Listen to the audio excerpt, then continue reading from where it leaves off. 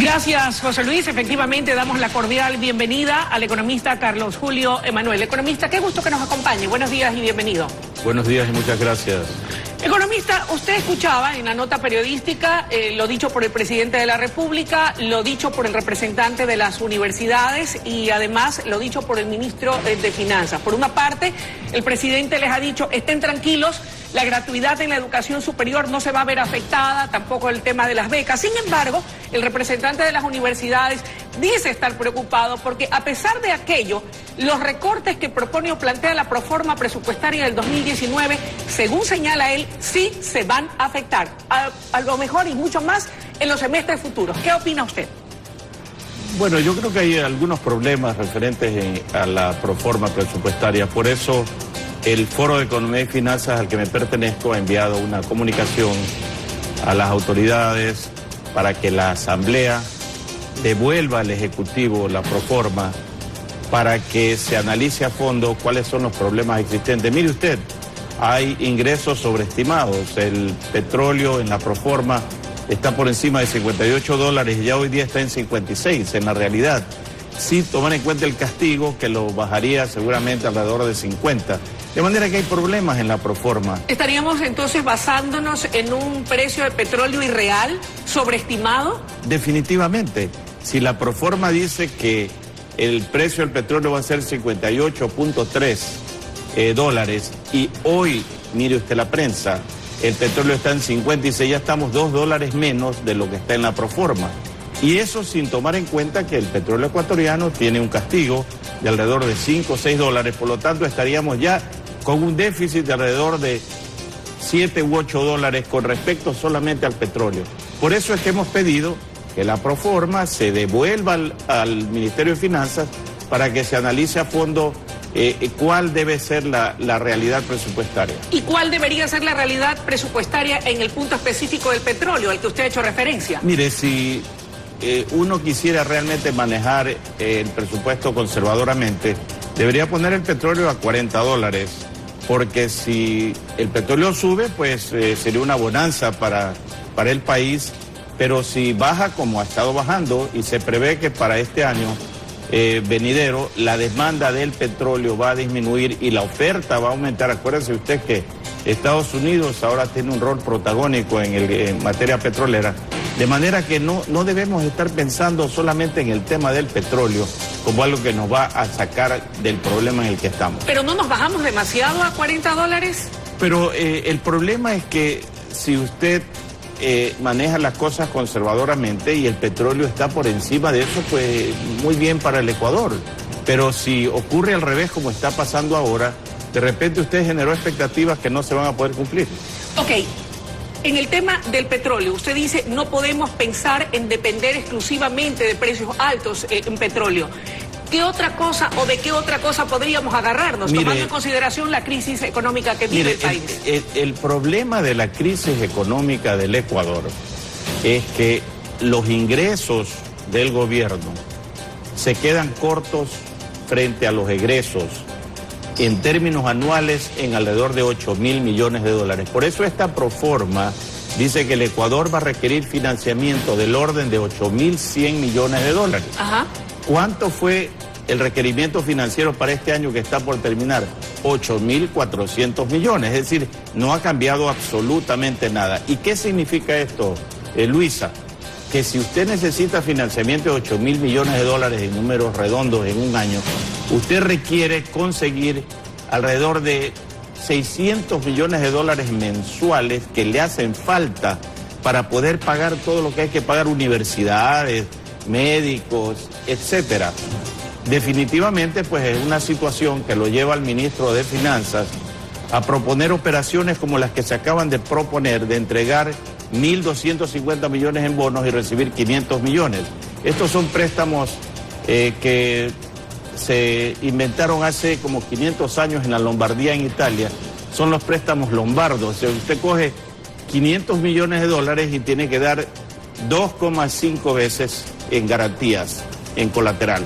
Y a propósito de esto y de este anuncio hecho por el ministro de Economía, el tema del endeudamiento es y ha sido otra de las preocupaciones de personas como usted, entendidos en la materia, que no conciben o no entienden o les resulta contraproducente que quienes cuestionaron en su momento endeudarnos con China en términos no apropiados, ahora estén pensando precisamente en recurrir una vez más al gigante de Asia para pedir más préstamos. ¿Es pertinente? Y si se lo hace, ¿en qué términos debe hacérselo? ¿Por qué no podemos recurrir a otros organismos internacionales? ¿Acaso no somos sujetos de crédito o qué es lo que pasa? Bueno, es interesante lo que usted dice porque quien manifestó eso fue el actual ministro de Finanzas. El señor Martínez fue el que dijo que China tenía créditos otorgados al Ecuador en términos onerosos, casi chulqueros, y estamos regresando a eso. Yo creo que China es una de las alternativas. Yo no estoy descartando a China, es más, yo propuse anteriormente, me parece aquí mismo con usted, que el Ecuador lo que debería hacer con China es decirle, le debemos 8.000 millones de dólares, aquí hay un bono a 20 años plazo, al 5% de interés, con 5 años de gracia, le estoy pagando de esta manera porque no puedo hacerlo de otra forma. Si nosotros hacemos este tipo de cosas, proponemos estas acciones, definitivamente ese hueco mensual que existe de 500, 600 millones se va a ver disminuido, porque el gran problema del Ecuador es que dedica el 30% del presupuesto al servicio de la deuda, es demasiado. 30% a sueldos y salarios, es demasiado. ¿Qué le queda al Ecuador entonces para el resto de las cosas? Pues le queda muy poco, por eso vienen estos problemas que usted está mencionando al inicio, de que hay problemas con las universidades, que de repente los médicos también van a protestar, porque no tenemos finanzas públicas organizadas. ¿Cómo solucionamos aquello? ¿Es menester reducir el gasto público? Definitivamente, definitivamente. Nosotros propusimos desde el Foro de Economía y Finanzas la presupuestación base cero hace tiempo, Luisa. ¿Qué quiere decir aquello para que nuestros televidentes lo entiendan? Eso lo que quiere decir es que todos los ministerios, cuando hacen el presupuesto, deben comenzar de cero.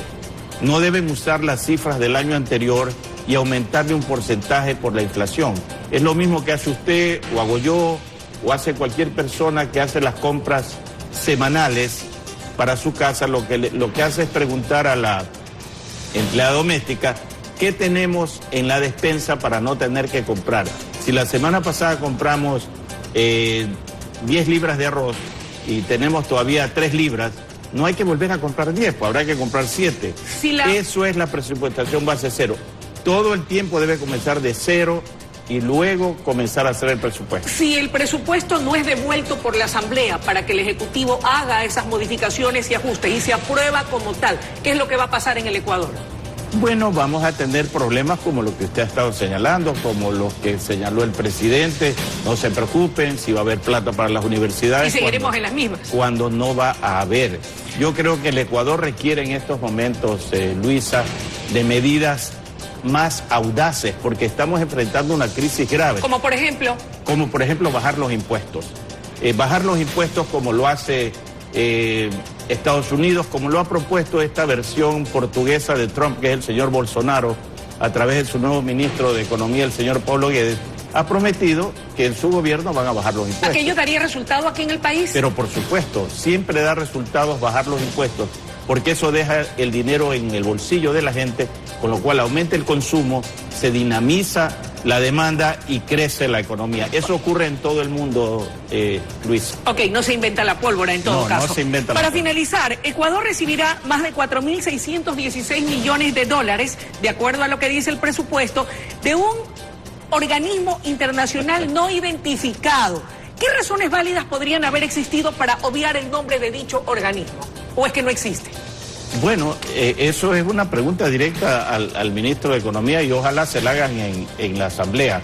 Puede ser que se esté refiriendo a los organismos financieros multilaterales, puede ser que sea solamente el Fondo Monetario, el Banco Mundial, pero sí hubiera sido importante que se diga que ese es un financiamiento que va a venir del exterior. Ahora, hay que tomar en cuenta lo siguiente, Luisa.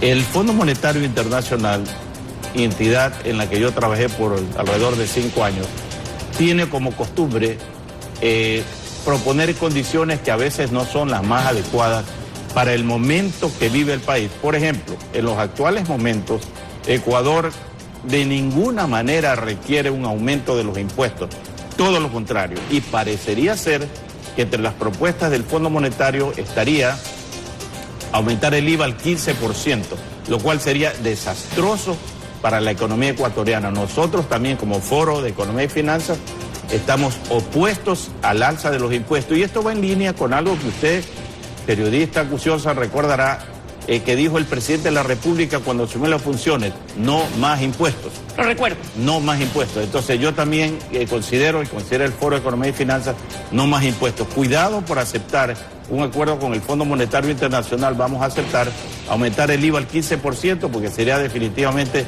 un tiro de gracia a la economía ecuatoriana. Le agradecemos muchísimo su presencia y sus valiosos criterios económicos. Muchas gracias.